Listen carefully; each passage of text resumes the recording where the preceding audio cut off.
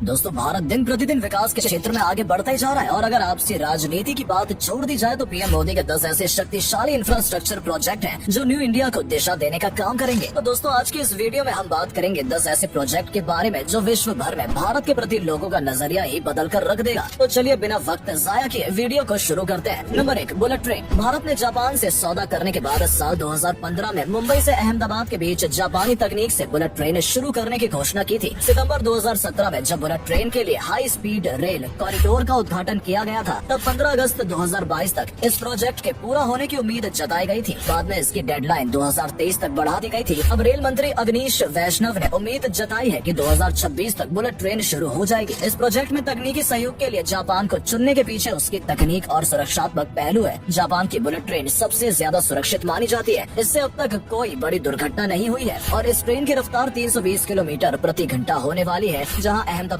से मुंबई के बीच बस का सफर 9 घंटे का और ट्रेन का सफर 6 घंटे का है। वहीं ये ट्रेन इस सफर को 2 घंटे 7 मिनट में पूरा कर देती है। इस प्रोजेक्ट में लगभग 25,000 करोड़ की लागत लगेगी। सरकार का ये कहना है कि इस ट्रेन की सफलता के बाद भारत के बाकी शहरों में भी इस ट्रेन की शुरुआत की जाएगी। नंबर 2, भारत माला प्रोजेक्ट। भारत माला प्रोजेक्ट भारत में बड़ी चौड़ी सड़कें तथा हाईवे के निर्माण के लिए केंद्र सरकार द्वारा चलाई जा रही एक परियोजना है, जिसके तहत केंद्र सरकार ने देश भर में एक मजबूत हाई स्पीड रोड नेटवर्क तैयार करने की योजना बनाई है। राष्ट्रीय राजमार्ग विकास प्रोजेक्ट के बाद ये भारत में हाईवे के निर्माण की दूसरी सबसे बड़ी परियोजना है। देश में आर्थिक गलियारों, दूसरे देशों की सीमा से सटे इलाकों तथा दूर दराज के क्षेत्रों में कनेक्टिविटी को बेहतरीन बनाने के इरादे के साथ केंद्र सरकार ने 25 अक्टूबर साल 2017 में भारत माला प्रोजेक्ट के नाम से हाईवे के विकास की एक बड़ी योजना की शुरुआत की, जिसका कुल अनुमान खर्च 5.35 लाख करोड़ रुपए लगाया जा रहा है। भारत माला प्रोजेक्ट में 83,677 किलोमीटर सड़कों के नेटवर्क की परिकल्पना की गई है, जहां एक दिन में 18 किलोमीटर रोड कंप्लीट करने का टारगेट बनाया गया है। Number 3, 5G in India. 1 अक्टूबर 2022 को पीएम मोदी जी ने दिल्ली के प्रगति मैदान में आयोजित इंडियन मोबाइल कॉन्फ्रेंस इवेंट में 5G की लॉन्चिंग करके 130 करोड़ जनता को शानदार उपहार दिया। 5G के आने से इंटरनेट स्पीड 4G की तुलना में करीब 10 गुना बढ़ जाएगी। साथ ही इस सेवा को देश के 8 शहरों में शुरू किया गया है। ये सेवा प्रथम चरण में 13 शहरों में शुरू होगी। सरकार का अगले 2 सालों में देश कोने कोने तक 5G पहुंचाने का लक्ष्य है। 5G में 4G के मुकाबले 10 से 20 गुना तेजी से डेटा डाउनलोड स्पीड होगी। वहीं इस सर्विस में सभी लोग वीडियो बिना रुके या बिना बफरिंग के स्ट्रीम कर सकेंगे। 5G सर्विस के आने से इंटरनेट कॉल में आवाज बिना रुके और साफ आएगी, जिसकी मदद से हेल्थ केयर और वर्चुअल रियलिटी के नए रास्ते खुल सकते हैं। Internet of things, artificial intelligence और रोबोटिक्स इंडस्ट्री को 5G सर्विस से काफी ज्यादा फायदा होगा। देश में ई गवर्नेंस का आधार काफी बढ़ जाएगा। साथ ही साथ मेडिसिन, एजुकेशन सेक्टर और कृषि को काफी बढ़ावा मिलेगा। Number 4, world longest electric highway. दोस्तों अब हमारे देश में इलेक्ट्रिक हाईवे बनने जा रहा है। ये दुनिया का सबसे बड़ा हाईवे होगा। 300 किलोमीटर लंबी दूरी वाले दिल्ली मुंबई एक्सप्रेस वे पर सरकार एक अलग ही हाईवे बनाने का काम कर रही है। इस एक्सप्रेस वे पर 350 किलोमीटर तक का काम भी हो चुका है और अभी 8 लेन बनाए जा रहे हैं। इनके अलावा 4 लाइन और बनाई जा रही है। दोस्तों ये प्रोजेक्ट समय ही नहीं बचाएगा, बल्कि इससे प्रदूषण भी कम होगा। साथ ही बस और ट्रक 120 किलोमीटर प्रति घंटे की रफ्तार से चल सकेंगे। सरकार इलेक्ट्रिक हाईवे पर लगभग 2.5 लाख करोड़ रुपए खर्च करेगी। अन्य देशों की बात करें तो स्वीडन ने 2018 में दुनिया की पहली इलेक्ट्रिक सड़क की शुरुआत की थी, जो उस पर चलने वाली कार और ट्रक की बैटरी को रिचार्ज करती है। उसके अलावा जर्मनी ने भी चलते फिरते हाइब्रिड ट्रकों को रिचार्ज करने के लिए अपने मोटर में सिस्टम पर इलेक्ट्रिक हाईवे का निर्माण किया है। Number 5, Mumbai to Dubai undersea train project. दोस्तों ये प्रोजेक्ट बेहद चौंकाने वाला है, जो अबू धाबी में आयोजित UAE भारत कॉन्क्लेव के दौरान सामने आया है। पानी के नीचे 2000 किलोमीटर लंबा ये रेल मार्ग बनाने की योजना बना रहा है, जो मुंबई को संयुक्त अरब अमीरात के फुजिराह शहर से जोड़ेगी। जी हाँ दोस्तों, भविष्य में मुंबई और दुबई के बीच अंडर वाटर ट्रेन दौड़ती नजर आ सकती है। हाइपरलूप ड्राइव लिस्ट ट्रेन चलाने के बाद दुबई में कानों के प्रोजेक्ट पर काम करने पर विचार किया जा रहा है। इस रेल नेटवर्क से UAE भारत के अलावा क्षेत्र के दूसरे देशों को भी फायदा होगा। यात्रियों के अलावा तेल और अन्य सामानों के आयात निर्यात के साथ साथ नर्मदा नदी से UAE में पानी एक्सपोर्ट करेगा और US से तेल इंपोर्ट करेगा। भविष्य में ये प्रोजेक्ट भारत और UAE के बीच में होने वाली इंपोर्टिंग और एक्सपोर्टिंग में काफी ज्यादा मदद करेगा। नंबर 6, मुंबई रोप वे प्रोजेक्ट। मुंबई मोटर द्वारा शिरडी से एलिफेंटा तक समुद्री मार्ग पर लगभग 8 किलोमीटर का रोप वे बनाया जा रहा है, जो दुनिया का सबसे बड़ा रोप वे होगा। खास बात यह है कि रोप वे मुंबई से धारापुरी इला फंटा द्वीप तक महज 14 मिनट में पहुंच सकेंगे। दोस्तों जहां आज रोड से तय करने में 1 घंटे का समय लगता है, वहीं अब इस रोप वे की मदद से काफी कम समय मात्र में ही टूरिस्ट एलिफेंटा में घूम सकेंगे। इसमें 30 केबल सीटर कार होंगी, जिन्हें सपोर्ट देने के लिए 8 से 11 टावर लगाए जाएंगे। ये भारत का पहला रोप वे प्रोजेक्ट है, जिस पर लगभग 700 करोड़ रुपए खर्च होने का अनुमान है। Number 7, central Vista redevelopment project. जल्द ही दिल्ली में सांसद भवन का नया रूप आपको देखने को मिलेगा। दोस्तों, इस परियोजना के लिए 14,000 करोड़ रुपए का बजट निर्धारित किया गया है।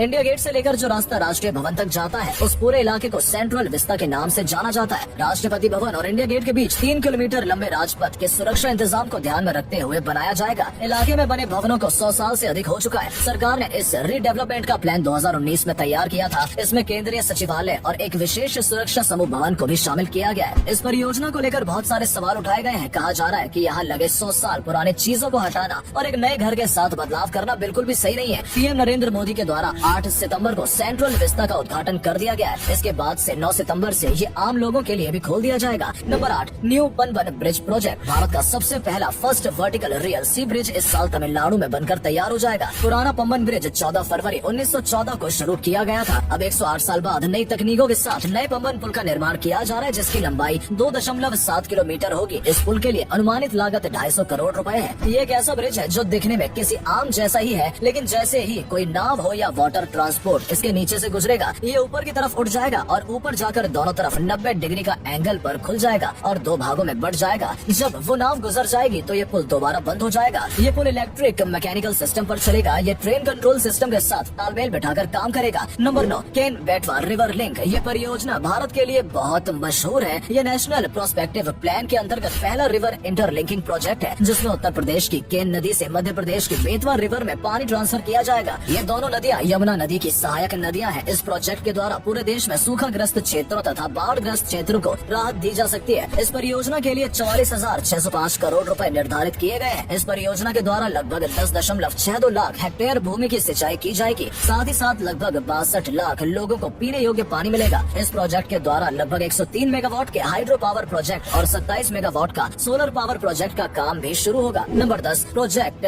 हिमैंक। दोस्तों, ये है अब तक का सबसे बेस्ट प्रोजेक्ट। भारत का ही नहीं, पूरे वर्ल्ड का बेस्ट प्रोजेक्ट। इसे बॉर्डर रोड ऑर्गेनाइजेशन ने जम्मू कश्मीर के लद्दाख में सन 1985 में शुरू किया था। ये दुनिया की पहली सबसे ऊंची मोटर वाहक रोड है जो ग्लेशियरों में उखेड़ी जा रही है। ये सड़क 19,300 की ऊंचाई पर है। ये सड़क पूर्वी लद्दाख में सशोमा से शाशोर तक बनाई जा रही है। ऐसी जगह में ठंड के अलावा इन बर्फीले इलाकों में हिमस्खलन का खतरा भी हमेशा बना रहता है। मौसम की वजह से इसे पूरा करना बहुत मुश्किलों से भरा रहा है, लेकिन भारत के लिए कुछ भी नामुमकिन नहीं है। दोस्तों, क्यों? सही कहा ना।